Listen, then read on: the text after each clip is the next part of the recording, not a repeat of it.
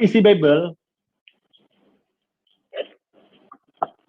apakah memang itu firman Tuhan? Kita harus uji, ya. Apakah memang itu firman Tuhan? Perintah membakar kuturan, ya, di atas api ada, memakan tai ada, ya, berzina anak beranak sampai melahirkan anak laki-laki ada, ya. Kemudian Tuhan menyesal menciptakan manusia ada, Tuhan bersuit memanggil lalat ada.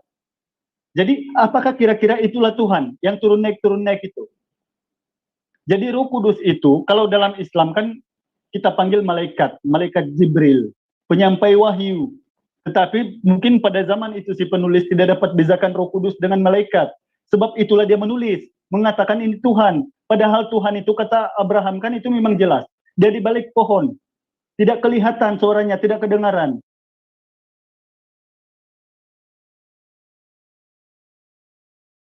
Musa juga itu dalam kobaran api di Gunung Oreb. Oreb itu bukan Allah itu berjalan-jalan. Seperti halnya di Kejadian pasal 2 itu, berjalan-jalan Allah itu katanya. Jadi ada lagi dalam Bible ayat bahwa Tuhan berfirman dalam hati.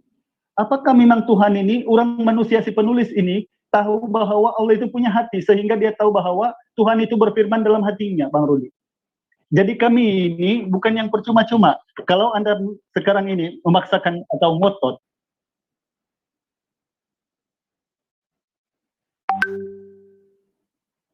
Mi, sebentar, Mi.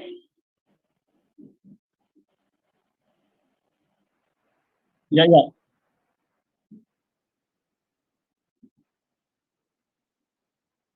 Ya. Jadi Bang Rudi, daripada ukuran-ukuran logika sederhana. Sekarang kalau Anda tidak percaya Al-Quran, silakan. Tapi Alhamdulillah, walaupun Anda tidak percaya Al-Quran, Anda percaya Rasulullah itu adalah orang yang benar. Sehingga lisannya boleh dipercaya. Sebab dia ini, Rasulullah ini tidak pandai membaca menulis. Sebab itulah Allah mengatakan di surah Al-Hijr ayat 9 pasal 15 bahwa dia menaruhkan firman-Nya ke dalam hati Rasulullah sehingga dialah yang menjaganya kemudian untuk menyampaikan lisan itu. Kemudian sebentar kita buka lagi ya.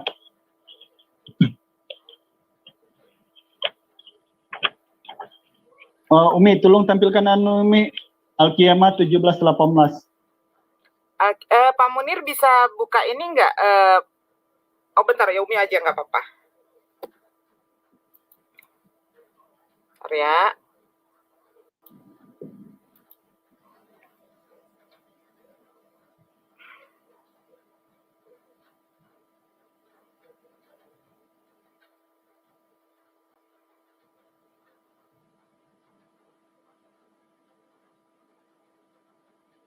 Ayat itu surah keberapa, Bang? 17:18. Bukan. Al-Qiyamah. Surah keberapa ya? 17:18. Bukan. Quran surah Al-Qiyamah. Quran Al-Qiyamah. Al-Qiyamah tuh surah keberapa ya? Bentar.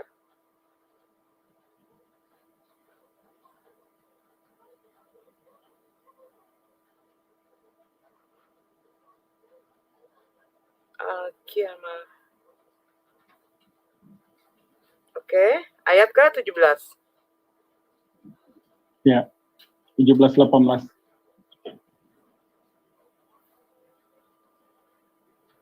Oke, Bang. Silakan. Sesungguhnya kami yang akan mengumpulkan di dalam dadamu dan membacakannya. Ya. Apabila kami telah selesai membacakannya, maka ikutlah bacaan itu. Ya. Kemudian sesungguhnya kami yang akan menjelaskannya. Jadi selain daripada itu kita boleh buka juga di surah Ad-Dukhan ayat 58 Umi. 58. Surah ke-58.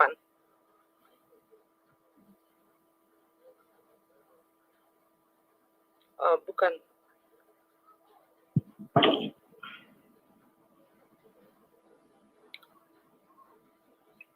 Ya. Soalnya Umi nggak hafal posisi. Oh ini. Ayat ke-58. Iya.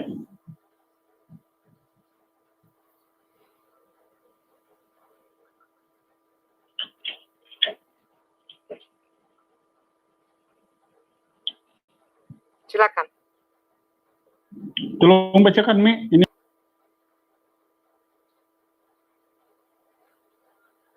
Halo, Bang Alida ya. Ya, udah. Terima kasih. Oke. Terus,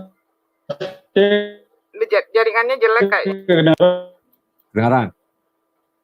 Iya, putus-putus ya. Iya. Ya, Bang Rudi, saya sudah jelaskan kepada Anda tentang apa yang difirmankan oleh Allah. Ya, tentang Rasulullah. Kalau Anda tidak mau beriman kepada Al-Quran, silakan. La ikraha fiddin. Tetapi Anda sudah mengakui bahwa Rasulullah ini boleh dipercaya. Karena ayat di dalam Al-Quran ini, Allah mengatakan bahwa dialah telah menurunkan Al-Quran. Nah, sekarang Bang Rudi, supaya seimbang, supaya sinkron. Sekarang jelaskan kepada saya, di mana ayat di Bible Yesus atau Allah. Oke, terima kasih. Saya akan ulas dulu satu persatu. Kamu tadi mengatakan bahwa Yesus disunat, bahwa makan babi, ini segala macam. Memang betul, Yesus disunat. Sekarang kamu bersunat, kamu bilang, dasarmu bersunat gak ada. Kalau bisa kamu tunjukkan satu ayat dari Al-Quran, dasar kau bersunat, detik di mana kau bisa menemukan. Saat tantangan ini semua saya bilangnya, sama Moko Ginta, sama Zulkifli, sama Nandar, sama kau sekarang. Detik di mana kau tunjukkan ayatnya, saya akan menjadi mualaf. Itu yang pertama. Kalau kamu merujuk kepada Bible, maka Bible dengan jelas mengatakan, keturunan Abraham lah yang bisa disunat.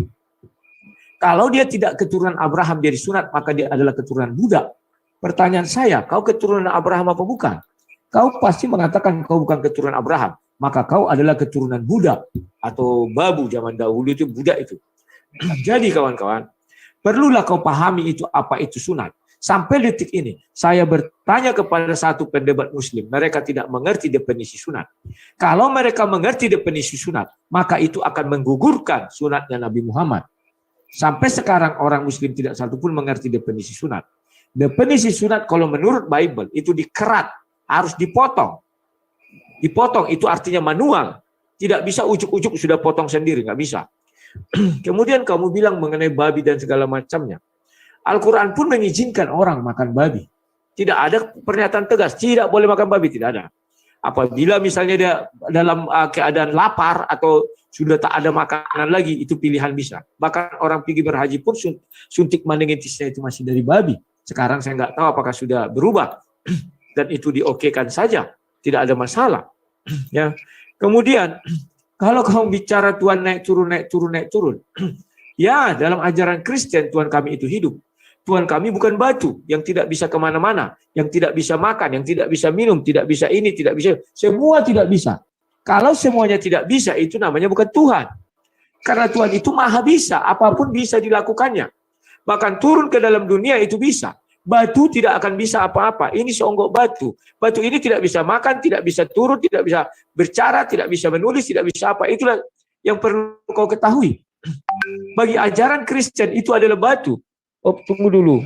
Umi Dini hilang lagi itu sinyalnya ya, Umi Dini. Nah, udah muncul lagi. Jadi, perlu kamu ketahui bahwa di dalam ajaran Kristen, bahwa dengan jelas dikatakan, Tuhan yang kami sembah itu adalah Tuhan yang maha hidup, maha segalanya. Dia bisa ke sana kemari, bisa berjalan, bisa ini sesuka hatinya. Tidak seorang manusia pun bisa menghalang-halangi. Tidak seorang manusia pun bisa membatas-batasi. Apabila ada manusia yang bisa membatasi Tuhan, tidak boleh naik turun, tidak boleh ini, tidak boleh ini. Berarti manusia itulah Tuhannya. Sementara Tuhannya itu adalah budak daripada manusia ini. Hei Tuhan, kau tidak boleh ini, tidak boleh ini, tidak banyak kali larangan terhadap Tuhan. Sementara yang benar itu Tuhan yang membuat larangan kepada manusia. Ya. Sekarang kamu mengatakan bahwa Bible itu kitab suci porno. Begini, begono, segala macam. Jangan lupa.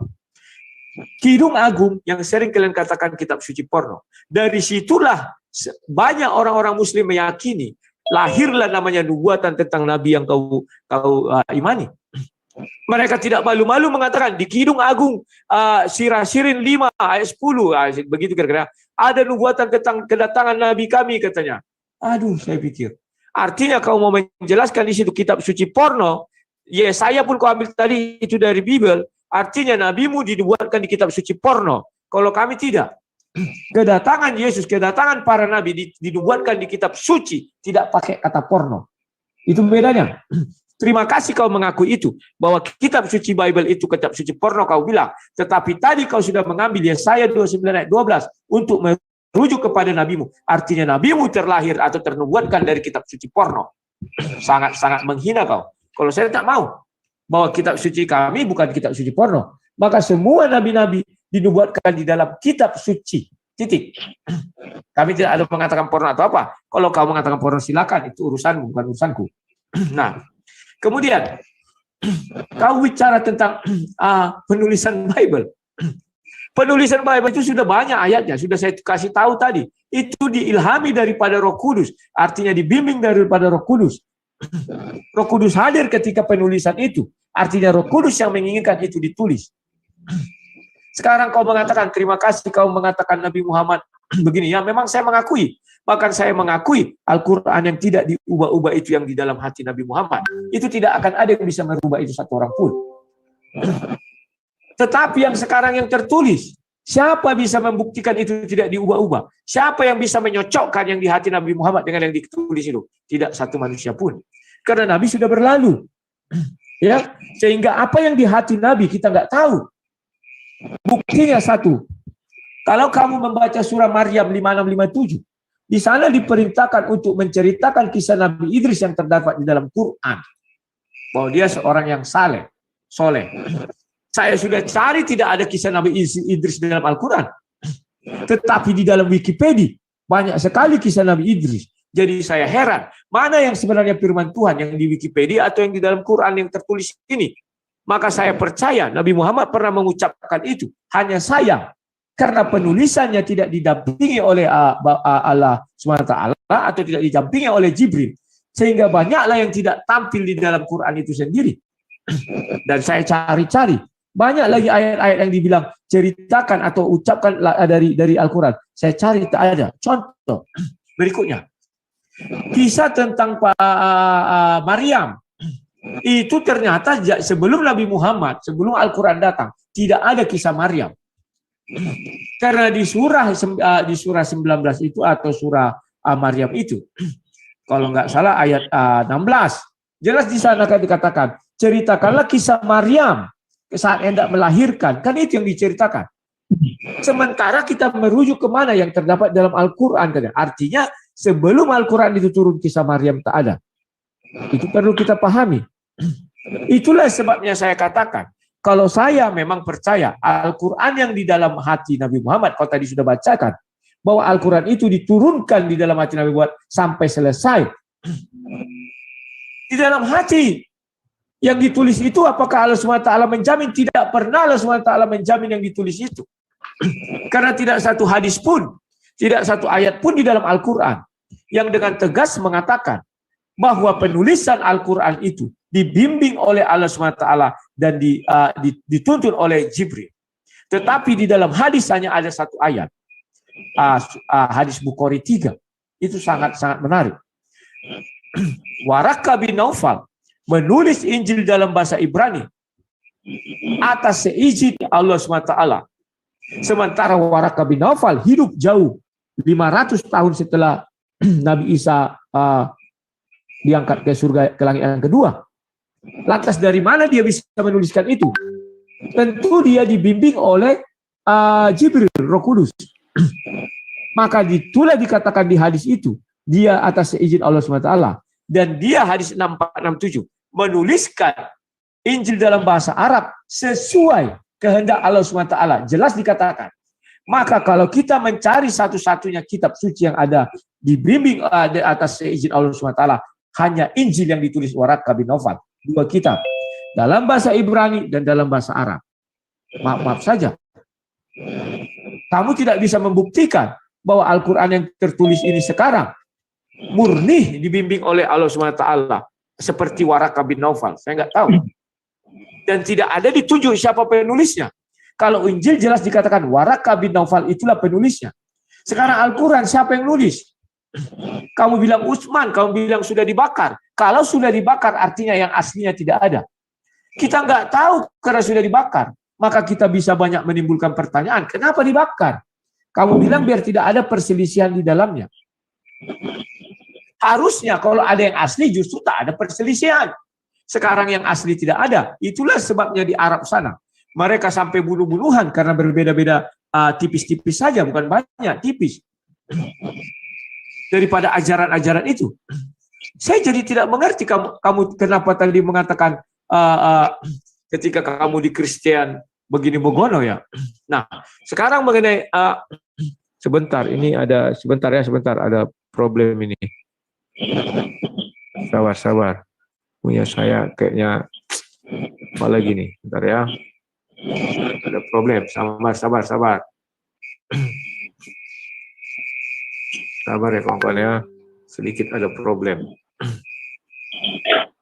Oke, aku lanjutkan lagi ya. Nah,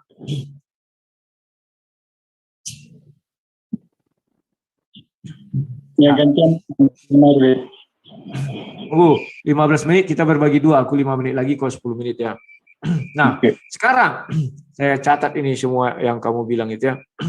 Kalau kamu merujuk kepada Bible dan kau beriman, kau bilang mengenai sunat, mengenai ini, mengenai itu. Kenapa kamu tinggalkan Yesus?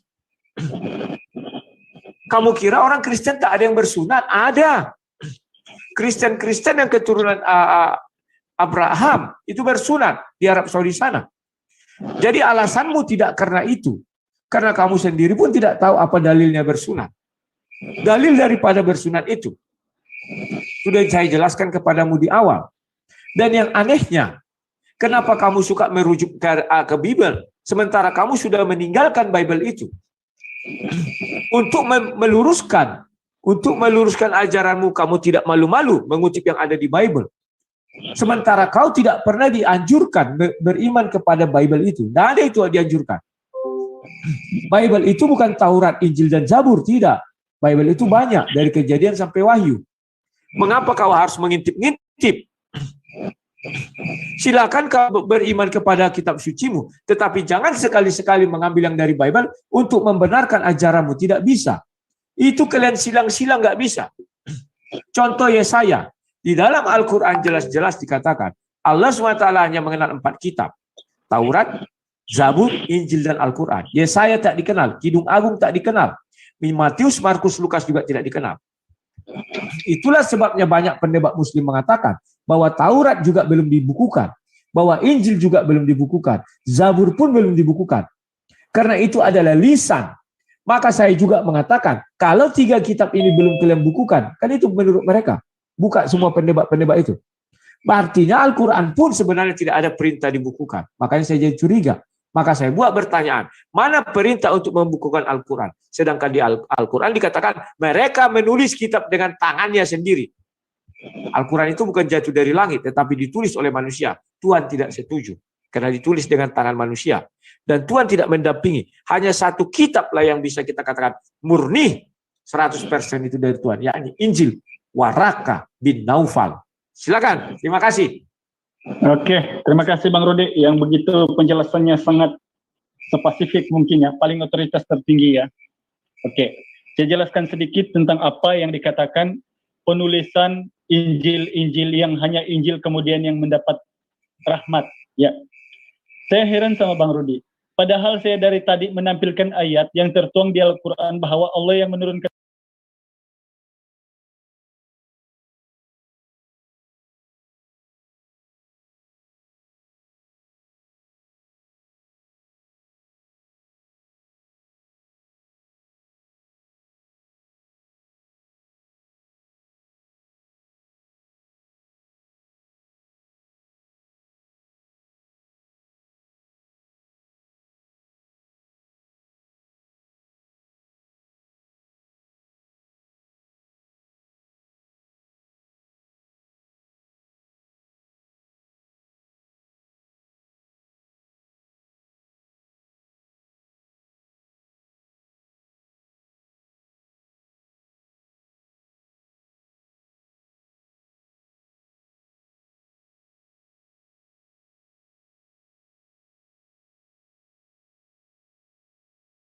kemudian sunat.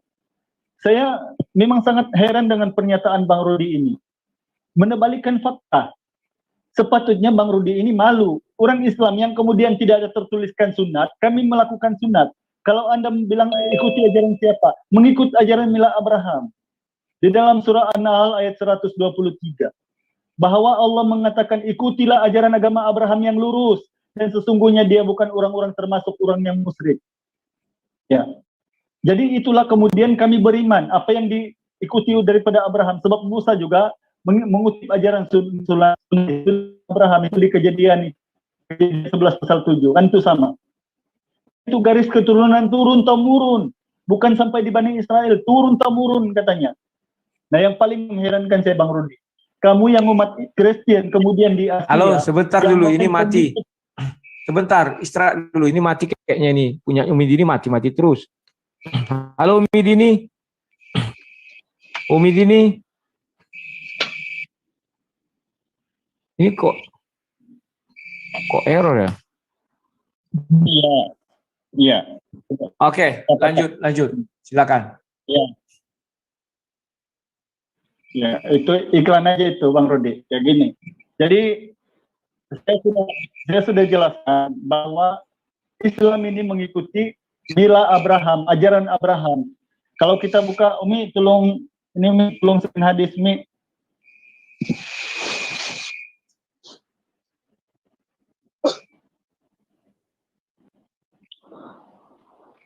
Tolong screen hadis dulu Al-Bukhari 356.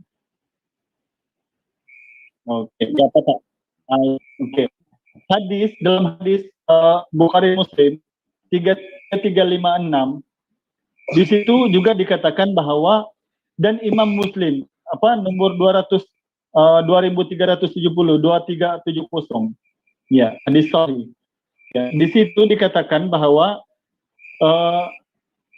khitan ini, peristiaran khitan ini juga dikuatkan dengan hadis daripada Muhammad Humaid bin Bilal bahwa Rasulullah SAW bersabda, maksud dan apabila bertemu dua khitan, kemaluan lelaki wanita, bukan hanya lelaki ya, artinya jima ya, maka wajiblah mandi. Nah, hadis Imam Muslim dalam Al-Sahih nomor 349 juga dikatakan, dan bukan sahaja lelaki dalam mazhab Al-Syafi'i, ya, hukum berkhitan bagi wanita adalah wajib mengikut pendapat yang masyhur. Dan seperti mana yang diputuskan oleh Imam Al-Syafi'i, Imam Al-Rafi daripada Syafi'iyah. Ada menyebut sesuatu pendapat dalam mazhab. Yang mana hadis ini dengan jelas mengatakan bahwa perlu berkhitan, ya, perempuan dan lelaki, dan Abraham itu juga dikhitan pada umur 80 tahun. Ya, itu di Bukhari 3356 tadi. Dan ini kalau hadis saya tidak berapa ya, tapi untuk menjawab Bang Rudi saya harus mencari juga ayat ini, karena kenapa kemudian Islam ini diperintahkan untuk bersunat. Karena inilah keunggulan Islam, Bang Rudi. Jangan kasih aku hal yang besar. Bro, izin kasih aku nanti 3 menit ya, sisakan untuk aku 3 menit. Ya, oke, boleh. Silakan. Jangankan hal yang besar, Bang Rudi. Hal yang kecil saja kami ikuti. Bagaimana dengan Anda kemudian? Anda mengatakan kenapa kamu ikut-ikutan begitu. Padahal tidak tertulis di Al-Quran. Itu poin pertama. Sedangkan saya sudah jelaskan bahwa kami mengikuti ajaran agama Abraham yang lurus. Dan itulah tauhid. Karena apa? Abraham ini kemudian pertama kalinya datangi Allah. Seperti di kejadianmu, bahwa Abraham itu datangi Allah. Oke? Nah kemudian itulah agama Abraham yang lurus yang kami ikut sebagai orang Islam. Kalau Anda tidak mengakui, silakan. Kami mengambil tahu itu, ambil maklum. Kristen pada umumnya seluruh bumi tidak mengakui Islam. Walau bagaimanapun dalil kami tampilkan kepada Anda, Anda bilang itu ayat palsu, tidak benar. Padahal kita harus ukur. Saya sudah bilang, kita ukur daripada apa perbuatan manusia itu. Pengajaran di dalam Al-Quran dan Bible itu. Apakah kami yang melaksanakan atau Anda yang melaksanakan begitu? Nah, mengenai apalagi tadi, Anda bilang pasal Bible. Waraka bin Nufal. Yang mendapat perintah daripada Tuhan. Ya, untuk menuliskan. Itu dalam Al-Quran, Tidak disebutkan bahwa Waraka bin Nufal, penulis-penulis dan sebagainya. Di situ hanya disebutkan Taurat, Injil, Zabur dan Al-Quran. Ya, bukan Waraka bin Nufal, Bang Rudi. Jadi tolonglah Bang Rudi ya, kita seimbang supaya Anda juga menjawab pertanyaan saya. Kalau tentang hukum-hukum sunat dan apa sebagainya saya sudah jelaskan kepada Anda. Sebab Yesus itu bukan juga di rumah Abraham dia lahir, bukan dari keturunan Abraham bukan di Yahudi, bukan juga Abraham itu beragama Kristen. Kenapa dia disunat kemudian? Itu jawaban saya. Nah, Anda belum menjelaskan kepada saya dari mana ayat kemudian Yesus atau Allah Bapa menurunkan 4 Injil Gospel dan dialah yang menjaganya. Tidak ada.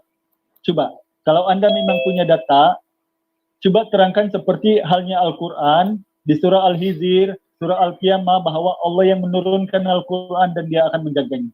Di mana kemudian di Bible bahwa Yesus menurunkan 4 Injil Gospel dan dialah yang akan menjaganya, bukan Allah. Ya, Yesus. Itu yang saya minta. Ya, jadi saya kira untuk waktu ini saya serahkan kepada Anda, sebab sebenarnya saya ini sangat penat ya, sangat letih. Sebab besok lagi kerja, saya mau awal tidur, lagi tadi saya diskusi awal-awal, saya tidak punya waktu yang, ini tidak persiapan sebenarnya. Saya datang ke sini, langsung terjun gitu aja. Jadi tolong buktikan kepada saya, di mana ayat di Bible-mu, bahwa Yesus telah menurunkan 4 Injil Gospel, dan dialah yang akan menjaganya.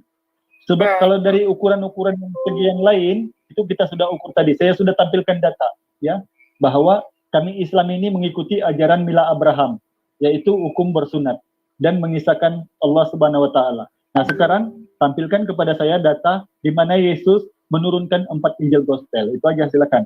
Baik, untuk Bang Rudi, waktu penghabisan silakan 4 menit dipergunakan sebaik mungkin, Bang Rudi, silakan.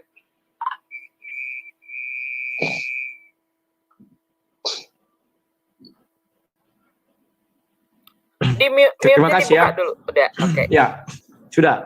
Saya tertarik dengan perkataan Al-Hidayat tadi bahwa katanya bahwa Islam disuruh mengikut agama Ibrahim. Kenapa agama Ibrahim itu tidak ada sekarang, malah berubah jadi Islam? Apakah agar agama Ibrahim itu tidak lurus sehingga diganti? Ini sangat-sangat menarik. Lagi-lagi di sini saya melihat sesuatu tidak kekonsistenan bahwa Tuhan memerintahkan kalian untuk ikut agama Ibrahim, bukan untuk menjadikan sebuah agama baru atau menerbitkan agama baru atau apalah namanya, saya nggak tahu. Tetapi faktanya agama Ibrahim itu tidak ada sampai sekarang, nggak pernah ada. Malah sekarang yang ada adalah agama Islam. Apakah Ibrahim beragama Islam? Tadi kamu mengatakan dia seorang yang lurus saja, tetapi tidak tahu kita agamanya apa. Dan saya pun kalau misalnya Ibrahim punya agama, berarti ada syahadatnya lagi terhadap Ibrahim, ada aturan-aturannya lagi. Nah, mengenai sunat, sampai detik ini belum kalian tidak mengerti apa arti sunat. Tidak ngerti. Kalau di Bible itu jelas asal-usul sunat kepada Abraham. Kalau kalian bilang Ibrahim, silakan. Tetapi ayat yang kamu beri tidak ada hubungannya dengan hukum Tuhan. Hanya untuk, apa kata tadi? Kemaluan, tahap apa itu tadi kamu bilang. Tidak ada hubungannya tentang hukum Tuhan. Kalau hukum Tuhan itu, karena itu perjanjian kekal Tuhan antara Abraham dengan Tuhan. Ya, dan yang disunat itu adalah keturunannya. Bisa tidak keturunannya tetapi dianggap budak. Berarti kamu mau menyamakan dirimu dengan budak, saya nggak tahu. Kemudian, kamu mengatakan tadi bahwa benar Al-Quran itu Tuhan menurunkan dan Tuhan yang menjaga. Saya bilang benar. Tetapi bukan Al-Quran yang berupa buku ini. Al-Quran, jelas Al-Quran itu sendiri mengatakan bahwa Al-Quran diturunkan di dalam hati Nabi Muhammad. Dan kau sudah baca. Tadi kau mengatakan sampai selesai baru kami yang menjawabnya, menjelaskan. Itulah Al-Quran yang di dalam hati Nabi Muhammad. Sementara yang dibukukan ini, tidak satu ayat pun menjelaskan Allah yang menjaga yang dibukukan ini, tidak. Kalau yang di dalam hati Nabi, iya dijaga 100% saya bilang. Itu tidak akan bertambah, tidak akan berkurang. Saya tidak pernah mengingkari itu. Nah, sekarang kamu bilang, mana perintah Yesus mengatakan dia yang menurunkan Injil? Kalau yang menurunkan Injil sudah Yesus, jangan jelas berkata. Yesus berkeliling ke Matius 4 ayat 23. Bahwa Yesus berkeliling ke seluruh Galilea, yang mengajarkan dalam rumah ibadat dan memberitakan Injil kerajaan Allah. Tolong dipahami bahwa dalam ajaran Kristen Injil itu bukan hanya Matius, Markus, Lukas, tetapi Injil itu Injil kerajaan sorga katanya dari Kejadian sampai kepada Wahyu. Memang waktu Yesus ada dari Kejadian sampai Yesus ada. Setelah itu Yesus naik ke sorga, Yesus sudah mengatakan, aku akan mengutus rohku. Sama seperti aku ya Bapa dengan engkau, kata Yohanes 17. Demikian aku dengan mereka adalah satu. Artinya murid-murid pun kemudian menyampaikan berita kerajaan sorga itu. Dan Yesus yang berada di dalam diri mereka, yakni dalam bentuk Roh Kudus itu. Itulah sebabnya Injil itu jelas dikatakan merupakan ilham daripada Bapa di sorga itu. Dan bukan hanya perjanjian baru aja dikatakan mengenai ilham penulisan kitab suci. Perjanjian lama juga dikatakan diilhami dari Tuhan. 1 Tawarik 28 ayat 19. Semuanya itu terjadi dalam tulisan yang diilhamkan kepadaku oleh Tuhan. Berisi petunjuk tentang segala pelaksanaan rencana itu. Jadi kalau kami jelas bahwa Tuhan kami memerintahkan itu ditulis. Dan itu jelas ditulis. Nah, kemudian masih ada waktu, Umi? 1 menit lagi, Bang. Halo? 1 menit lagi. Ya. Kemudian kalau kita bicara kitab suci Bible itu, orang seling salah kaprah. Injil dikira Matius, Markus, Lukas. Maka dia bilang, mana buktinya Yesus mengatakan saya yang memerintahkan menurunkan Injil Matius, Markus, Lukas. Yesus memang tidak mengatakan Matius, Markus, Lukas, tetapi Yesus mengatakan Injil kerajaan sorga yang beritakan. Bagi kami Injil kerajaan sorga itu bukan hanya Matius, Markus, Lukas, karena itu kan kabar baik. Itu mulai dari Kejadian sampai Yesus ada. Kemudian Yesus di Yohanes 17 mengatakan, aku dan mereka adalah satu, sama seperti Bapa dan aku adalah satu. Maka berlanjutlah ini sampai Wahyu. Itu yang bisa saya ucapkan. Terima kasih Al-Hidayah atas kita bertemu malam ini. Semoga satu hari lagi nanti kita bisa bertemu dengan tema yang lain. Terima kasih. Oke, terima kasih Bang Rudi Yohanes. Waktu untuk beta pas tepat dengan berakhirnya Bang Rudi Yohanes menyampaikan pemaparannya. Luar biasa ya. Debat pada malam hari ini ya, Umi rasa sangat mengedukasi ya. Ini kita kembalikan kepada para netizen untuk menilai. Oke, Bang Rudi harap bersabar dulu di tempat ya, karena kita akan masuk ke dalam sesi tanya jawab dari partisipan. Baik, untuk yang pertama silakan dari Bang Ringo. Bang Ringo, silakan dibuka mikrofonnya. Bang Ringo. Ringo Star. Halo. Ya, silakan. Oh ya, terima kasih atas waktu yang diberikan kepada saya. Saya ingin bertanya kepada Pak Hidayah, tapi saya juga mohon jawabannya mudah-mudahan ya, supaya tepat. Jadi pertanyaan saya begini, mengapa Tuhan menciptakan hawa nafsu kepada manusia? Itu pertanyaan yang pertama ya. Mengapa Tuhan menciptakan hawa nafsu kepada manusia? Lalu yang kedua, satu pertanyaan aja Pak. Ini ada, karena gini, partisipan Bang Al-Hidayah sudah mau istirahat ini ya. Satu pertanyaan saja. Ini ada lanjutannya. Iya, ini satu pertanyaan. Satu pertanyaan. Ya, lalu bukankah hawa nafsu bisa menghambat tujuan Tuhan dalam menciptakan manusia? Bukankah dengan adanya hawa nafsu, manusia menjadi lebih sulit dalam beribadah? Silakan. Oke, silakan Bang Al-Hidayah dijawab. Ya, kenapa Tuhan menciptakan hawa nafsu, sedangkan hawa nafsu akan menghambat manusia untuk menjadi sulit untuk beribadah? Kan begitu pertanyaannya. Ya. Ya. Anda mau saya jawab menurut versi Bible atau Islam? Silakan mana-mana aja. Ya. Jadi gini, dalam dua kesamaan ini sebenarnya ada ya dalam Bible ataupun Al-Quran. Kalau saya tidak keliru, walaupun saya ini baru, sebenarnya ini nanti dipertanyakan kepada orang Muslim yang lebih arif. Sebenarnya saya menjelaskan apa yang saya paham. Ini kita pakai logika tetapi menggunakan dalil juga. Ya, seperti yang tertuang. Jadi seperti awal penciptaan Adam dan Hawa itu, kemudian apabila dalam versi Kristen Hawa melanggar hukum perintah Allah bahwa dilarang mendekati pohon buah kuldi, lalu dia memakannya, atau buah horkot dalam Islam, kemudian disitulah nanti terjadinya dosa-dosa manusia. Itu menurut versi Kristen, sehingga jatuhlah manusia ke dalam dosa karena godaan iblis. Jadi di situ juga jelas bahwa iblis telah berjanji akan menyesatkan umat keturunan Adam. Ya. Jadi mengenai pertanyaan saudara, kenapa manusia kemudian Tuhan menciptakan dosa untuk kemudian manusia itu sukar untuk mencari Tuhan? Benar. Pada umumnya ini saya menjawab harus pakai logika. Jadi gini, ketika umat manusia sudah jatuh ke dalam dosa, menurut versi Kristen itu adalah dicobai iblis. Dan iblis bertekad dan berjanji bahwa akan menyesatkan umat keturunan Adam turun-temurun. Jadi bagaimana kemudian sehingga bukan saja dari segi ibadah, tetapi dari segi pengakuan sebagai tauhid Tuhan juga mereka sesatkan atau diselewengkan oleh iblis. Sebab itulah janji iblis melalui versi Kristen ataupun Islam. Apa yang saya paham, bahwa iblis telah berjanji bersumpah bahwa akan menyesatkan umat-umat Allah, sehingga mana iblis menarik manusia-manusia itu agar mengikuti jalannya supaya tidak mengabdi kepada Allah. Karena sesungguhnya iblis itu murka karena Allah menciptakan manusia yang lebih tinggi daripada iblis derajatnya, seperti halnya penciptaan Adam dan Hawa. Ya begitu. Jadi ini apa yang saya paham mengenai apa di pengajaran, tapi dalilnya nanti saja kita ini, sebab masanya ini juga saya sudah ngantuk. Tapi insya Allah dalilnya seperti ini kira-kira. Ya, jadi kenapa umat manusia itu selalu cenderung kepada dosa, karena itu adalah godaan iblis, seperti halnya yang berlaku di Taman Eden atau di Taman Surga, menurut versi Kristen dan Islam. Begitu. Coba.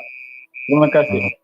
Oke, terima kasih Bang Al-Hidayah jawabannya. Selanjutnya kepada Bang Fauzi. Silakan Bang Fauzi. Iya, selamat malam Bang Hidayah. Iya. Assalamualaikum. Waalaikumsalam warahmatullahi wabarakatuh. Iya. Oke. Selamat malam Bang Yudi, Bang Rudi Yohanes. Selamat malam. Oke. Jadi saya mau bertanya kepada sebentar, Bang Rudi. Pak Munir tolong di-mute dulu Pak Munir, suara jengkriknya kencang banget. Bang Han, ini tolong ini Umi di-co-hostkan dulu, barusan mau nge-mute sudah ternyata lepas co-hostnya. Oke, silakan Bang Fauzi. Iya, Bang Rudi, saya mau bertanya, tolong klarifikasi tentang surat dan ayat dalam Bible. Saya mau bertanya, apakah ini merupakan firman dari Tuhan? Coba dicek Amsal pasal 7 ayat 18-9 dan Yehezkiel 23 sampai 21. Begitu aja sih, simple. Terima kasih. Silakan. Yehezkiel berapa? Yehezkiel 23 21. Buka ya. Di-share kirim boleh, di-share kirim. Amsal berapa tadi? Amsalnya pasal 7 ayat 18 sampai 19. Kubacakan aja biar cepat. Iya betul. Silakan. 18. Marilah kita memuaskan birahi hingga pagi hari dan bersama-sama menikmati asmara.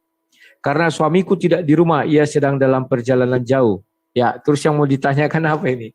Kalian suka kali kuliah ayat-ayat begini ya. Saya sudah bertanya tadi, apakah benar ini firman Tuhan? Ya, maka aku selalu menjawab dari dulu sampai sekarang tidak berubah. Bahwa Bible itu berisi firman Tuhan dan kisah manusia yang mengikutinya. Karena tanpa kisah sebentar. Tanpa manusia yang mengikutinya, maka tidak akan ada firman Tuhan. Firman itu ada karena ada manusia yang mengikutinya.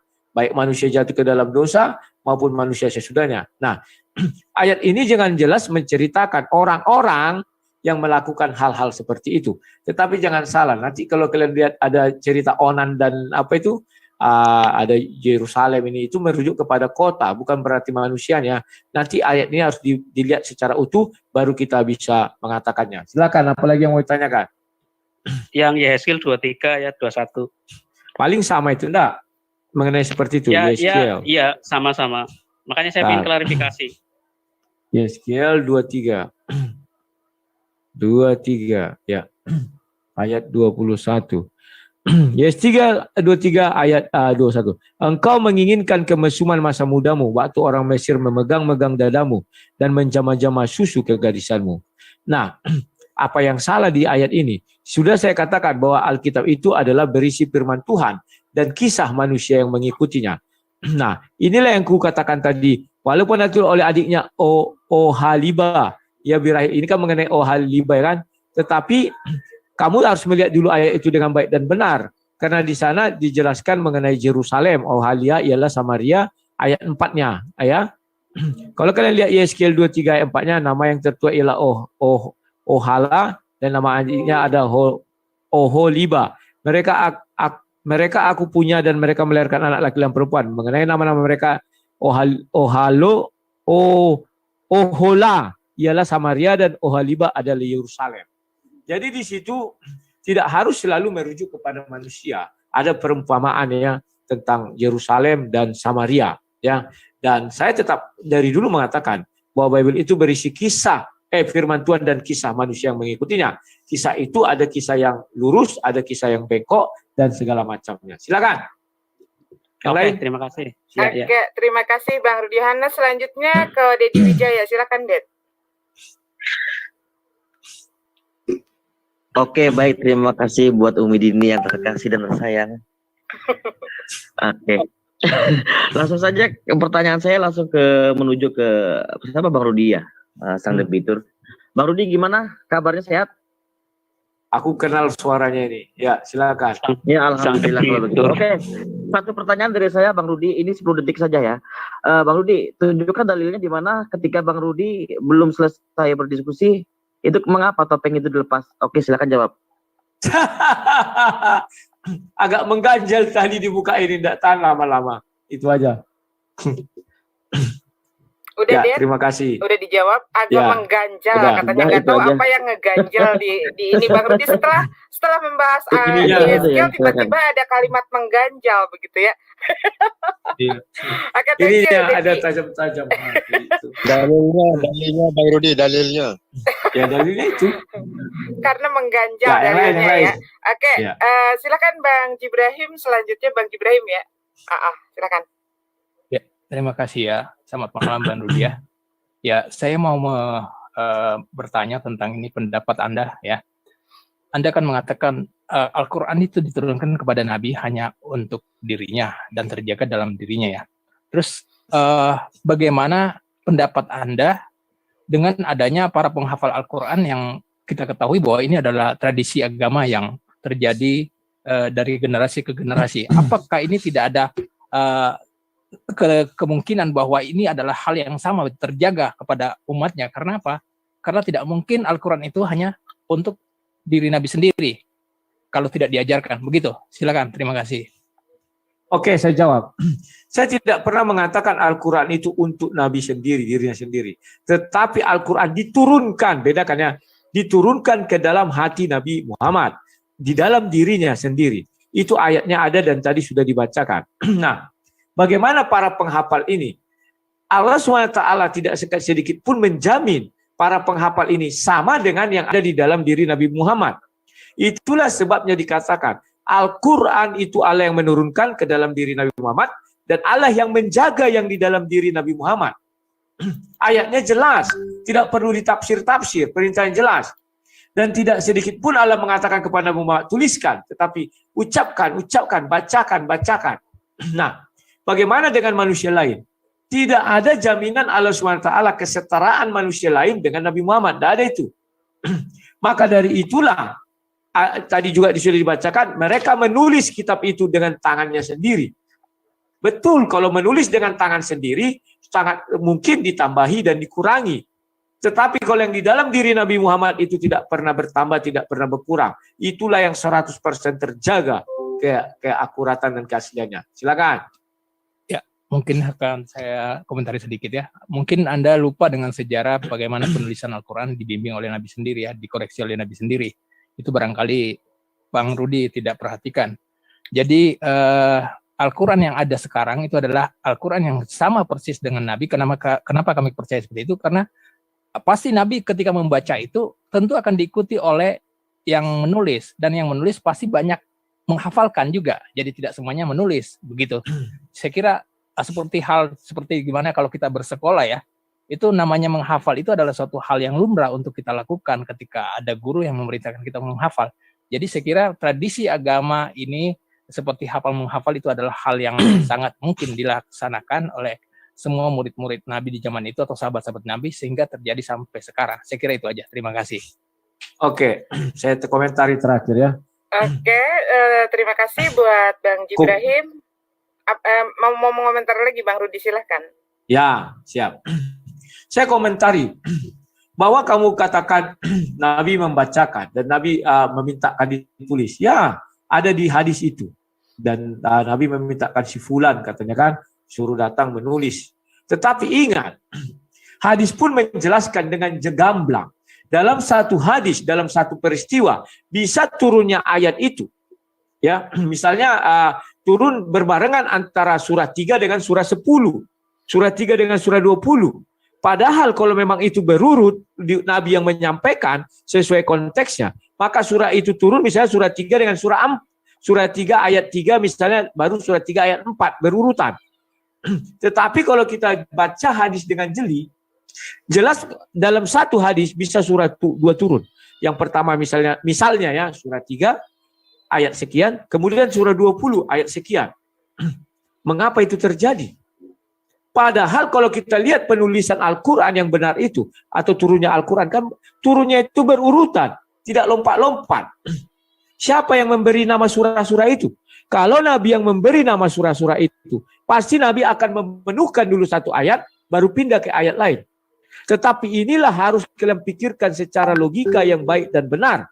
Mengapa di dalam hadis-hadis itu? Dalam satu hadis bisa turun 2 surah. Padahal yang satu belum habis, langsung lompat ke surah yang lainnya. Siapa yang membuat surah-surah ini? Apakah Nabi? Ataukah penulis Al-Quran? Nabi hanya menjelaskan kalimatnya, penulis Al-Quran yang menentukan ini surah ini surah ini. Harus kita pahami itu. Dan saya sudah melihat. Demikian juga ketika kita mengatakan, kan Hafiz itu sudah menghafalkan 100%. Siapa bilang bisa dia menghafal 100%? Kita buka hadis. Hadis yang sama, kan hadis itu misalnya hadis Bukhari, hadis Sahih Muslim misalnya.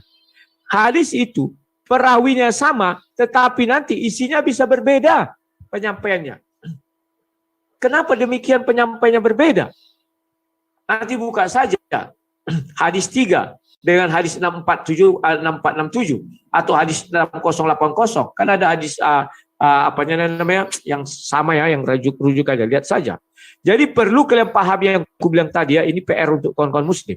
Dalam satu hadis, dalam satu asbabun, atau dalam satu hadis lah turunnya Al-Quran itu, bisa terjadi 2 kali turun hadis. Ayat Al-Quran. Satu misalnya surah 4 ayat surat 3 ayat 4 tentang anak yatim.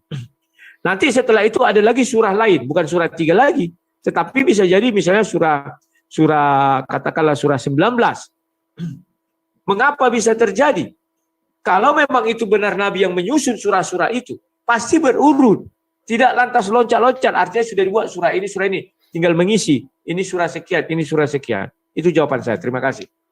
Oke, terima kasih Bang Rudi. Selanjutnya ke Richard. Silakan, Chat. Assalamualaikum. Saya mau bertanya ke saudaraku Islam. Yang saya ketahui, mungkin saya bodoh, nggak ngerti. Tapi saya ingin bertanya seperti ini. Yang saya ketahui, bapaknya Abraham itu kandung, itu berbeda dengan bapaknya kandung Ibrahim. Namanya beda, oknumnya beda, orangnya pun beda, cara matinya pun beda. Ketika mereka terakhir hidup itu. Boleh dijelaskan, terima kasih. Karena kita itu kan dari Abraham yang saya tahu. Tapi saya cuma bertanya, woi Bang Rudi, gimana kabarnya? Kabar baik Richard, sehat ya? Yuk. Semangat terus. Oke Bang. Thank you Richard. Silakan Bang Al-Hidayah, bisa dijelaskan. Ya begini, pertanyaan saudara ini sekali lagi saya mengambil titik koma, tidak bernokta. Bahwa Kristen ini selalu tidak mengakui sesuatu dan mereka menganalogikan, memaksakan kita menuruti kehendak mereka supaya kita itu ikut mereka apa yang mereka mau. Bagaimana mungkin kemudian di sini dia bertanya bahwa sesungguhnya Bapak Abraham yang patut kita ikuti, padahal itu tidak ada tertulis di Al-Quran. Apa yang saya tahu dalam hadis itu bahwa ikutilah ajaran agama Abraham yang lurus. Kemudian mereka ini menarik kepada bapaknya. Dari segi sebutan, apakah Moses atau Musa itu sama? Orangnya sama tapi namanya berbeda. Itu menurut panggilan kaumnya. Abraham dengan Ibrahim itu dalam Arab. Itu bukan orang yang lain, tetapi cuma panggilannya yang tidak sama. Mengenai Bapak Abraham, ya, silakanlah Anda bilang, sebab saya ini kalau Islam belum berapa ini ya. Jadi silakan Anda bilang, katakanlah Abraham bin Nun, ya, Abraham bin Yusua, ya, itu berbeda mungkin dari pahaman Anda, sebab Kristen memang begitu. Kami sudah ambil maklum bahwa ketika sudah tidak dapat menjelaskan satu-satu perkara, mereka akan menarik kita menggisir supaya ke dalam lagi, supaya ikut mereka yang, supaya jauh-jauh begitu. Jadi, saudaraku, untuk menjawab pertanyaan Anda, kami tidak mengikuti ajaran mila Bapak Abraham, tetapi kami mengikuti ajaran ajaran Abraham yang lurus, kata Al-Quran. Dalam surah An-Nahl ayat 123 itu. Jadi mengenai nama-nama, kalaupun itu berubah, seperti halnya Yesaya. Waalaikumsalam. Wabarakatuh. Waalaikumsalam warahmatullahi Waalaikumsalam warahmatullahi wabarakatuh. Ya, silakan dilanjut. Ya, enggak apa-apa, itu aja. Ya, Oh, sudah itu, keputus. Ya, silakan. Boleh, Baik, boleh terima Richard. kasih. Cukup satu aja ya, ini karena Richard, Bang Al-Hidayah juga sudah lelah. Nanti kalau misalkan mau Iya, tahu iya. lebih lanjut setelah sesi ini Iya. selesai, ini kebetulan ada Ishak yang bisa menerangkan tentang Abraham atau Ibrahim itu ya. Oke, selanjutnya ke terima kasih. partisipan berikutnya Radio Rusak. Oh, Radio Rusak lagi. Silakan Radio Rusak. Kayaknya kangen sama Bang Rudi Yohanes nih. Silakan. Halo Umi, Yuk. dibatasi aja lah karena Bang Al-Hidayah sudah capek, satu kali ini aja lagi, gimana? Tiga lagi, Mbak. Kita pendek-pendek Siap. aja ya, karena kasihan ini Oke, jadi tidak silakan. ada lagi Raisen ya sampai dengan Pak Jeffrey. Silakan Ya. Bang Radio Rusak yang sudah sangat kangen dengan Bang Rudi Yohanes. Selamat malam Bang Rudi. Malam. Saya mau tanyakan tentang Kejadian 8 ayat 21 Bang Rudi. Siap. Kejadian 8 Ayat ayat 21. 21. Ya, apa yang mau ditanyakan? Aku bacakan dulu ya. Bacakan. Ya. Ketika Tuhan mencium persembahan yang harum itu, berfirmanlah Tuhan dalam hatinya, Aku tak akan mengutuk bumi ini lagi karena manusia, sekalipun yang ditimbulkan hatinya adalah jahat dari sejak kecilnya. Dan aku tak akan membinasakan lagi segala yang hidup seperti yang telah kulakukan. Silakan. Iya. Itu siapa Bang yang mendengar Tuhan ketika berfirman dalam hati itu Bang? Siap. Bang tertawa. Ya. Oke, ku jawab ya. Iya Bang. Nah, Bapa di sorga kan berfirman kepada Musa, yang menuliskan kitab mulai dari Musa kan tidak hidup di zaman Nabi itu. Maka Tuhan berfirman kepada Musa, misalnya begini, Musa, ketika itu aku berbicara dalam hati, maka Musa menuliskan, maka berfirmanlah Tuhan di dalam hatinya. Nah itu gampang jawabnya, silakan. Oke Bang, terima kasih jawabannya. Ya, terima kasih. Tapi jangan ketawa Bang. Abang ketawa. Karena pertanyaannya dari dulu itu aja. Ayo, Sulaiman lagi, silakan. Umi, silakan. Bang Raja sudah selesai ya, sudah terjawab. Sudah. Oke, selanjutnya Bang Sulaiman, silahkan. Baik, Assalamualaikum warahmatullahi wabarakatuh dan selamat malam. Baik, gimana kabar Pak Rudi? Sehat Bro Alwan, kayak suara Alwan ku dengar. Alhamdulillah. Jadi begini Pak, pertanyaan saya simpel aja nih. Coba kalau dalilnya ada ditunjukkan mana perkataan Yesus yang mengatakan bahwa dia itu adalah Sang Tuhan. Firman yang telah menjadi manusia. Perkataan Yesus Pak ya, atau dalam hal ini tulisan merah. Kalau ada silakan tunjukkan datanya. Kalau tidak ada katakan walaupun itu pahit. Demikian. Oke, terima kasih. Kita sudah mengakui tadi bahwa seluruh isi Bible itu adalah ilham daripada Bapa di sorga, maka Yesus Kristus itu adalah firman Allah yang menjadi manusia. Kalau ditanya, mana ucapan Yesus? Kalau kita lihat di perjanjian baru itu, itulah ucapan Yesus semuanya. Bahwa dia adalah firman itu sendiri. Contoh ayat yang paling nyata, aku dan Bapa adalah satu. Maka itu merujuk kepada Yohanes 1 ayat 1. Pada mulanya adalah firman, firman bersama-sama dengan Bapa, maka firman adalah Bapa. Maka itulah dikatakan aku dan Bapa adalah satu. Ya, silakan. Yang lain. Oke, cukup puas Bang Sulaiman? Puas tidak puas harus puas ya. Ya harus puas lah Bu, yang saya minta itu tulisan merahnya kalau ada, tapi nggak ada ya, nggak apa-apa lah. Baik, makasih Umi. Iya, berarti Silakan. tidak ada ya. Oke, untuk klien yang terakhir, Pak Jeffrey, silakan Pak Jeffrey. Baik Umi, Assalamualaikum warahmatullahi wabarakatuh. Selamat malam Bang Rudi. Malam, silakan.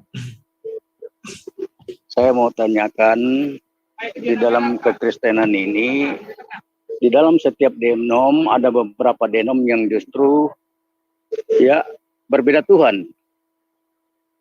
Sedangkan di dalam Kristen hanya satu kitabnya, yaitu Bible. Nah, pertanyaannya kenapa bisa berbeda-beda Tuhan begitu? Oke, silakan. Makasih. Oke, terima kasih. Mengenai tadi tulisan merah saya tambahi sedikit ya. Ada kok, itu kan Yohanes 10 ayat 30 kan ucapan langsung Yesus itu. Aku dan Bapa adalah satu. Oke, sekarang saya masuk kepada Pak Jeffrey. Dia mengaku Kristen berbagai denom dan Tuhannya berbeda. Ya, saya akui. Contoh yang paling nyata itu adalah misalnya saksi Yehova dengan Kristen pada umumnya. Kristen mengaku Yesus adalah Tuhan, saksi Yehova tidak mengaku Yesus adalah Tuhan.